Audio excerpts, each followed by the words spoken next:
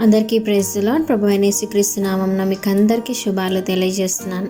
అందరు బాగున్నారు కదా?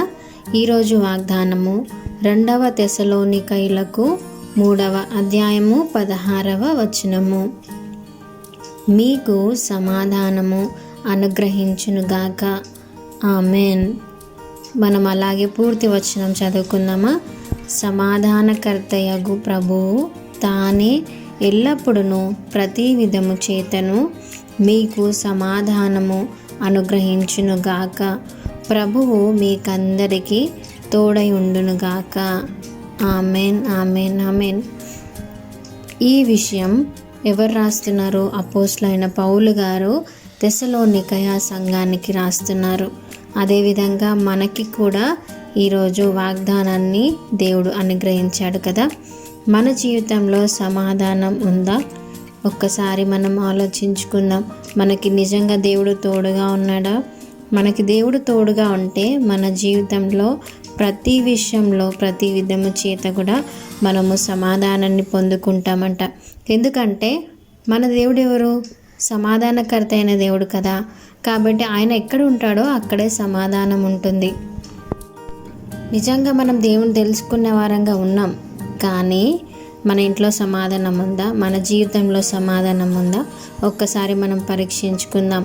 అదే రీతిగా 3వ అధ్యాయం 5వ వచనంలో మనం చూసుకుంటే, దేవుని అందలి ప్రేమయు క్రీస్తు చూపిన ఓర్పును మీకు కలుగున్నట్లు ప్రభువు మీ హృదయములను ప్రేరేపించునుగాక. ఇంత మంచి మాటలు కదా. దేవుని అందలి ప్రేమ, క్రీస్తు చూపిన ఓర్పు మన జీవితంలో మనం ఇతరులకి ఈ విధంగా మాదిరికరమైన జీవితాన్ని చూపిస్తే మన జీవితాల ద్వారా మనకు సమాధానం కలుగుతుంది. అదేవిధంగా మనం జీవించే విధానాన్ని బట్టి ఇతరులు కూడా యేసయ్యను తెలుసుకునే వారంగా ఉంటారు. మన హృదయాలని ఆ విధంగా మనము మలచుకుందాం. మనం ఇలా జీవించడానికి మన హృదయాలను మనం ప్రాక్టీస్ చేద్దాం. కాబట్టి దేవుడు ఏ విధంగా అయితే ఈ భూలోకంలో ఉన్నప్పుడు ఏ విధంగా అయితే ఆయన మాదిరికరమైన జీవితాన్ని చూపించారో మనం కూడా ఆ విధంగా జీవించడానికి ప్రయత్నిద్దాం. అదేవిధంగా మనం 12వ వచనంలో చూసుకుంటే, సహోదరులారా మీరైతే మేలు చేయుటలో విసుకవద్దు. ఎప్పుడు కూడా మనం ఇతరులకి మేలు చేసే వారంగా ఉండాలంట. కీడుని చేయకుండా మేలు చేసే వారంగా మనం అటు రీతిగా మనం అలవాటు చేసుకుంటే దేవుడు మన జీవితంలో ఎల్లప్పుడూ కూడా సమాధానాన్ని అనుగ్రహిస్తాడంట. అదేవిధంగా మనకి ఎల్లప్పుడూ కూడా తోడై ఉండే దేవుడు అంట.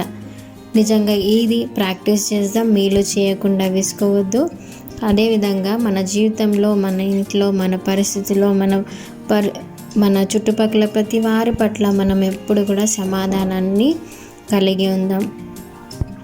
ఈ చిన్ని మాటలు దేవుడు దీవించి ఆశీర్వదించునుగాక. మీకు ఎవరికైనా ప్రేయర్ రిక్వెస్ట్ ఉంటే దయచేసి కామెంట్లో మెన్షన్ చేయండి. Thank you. God bless you.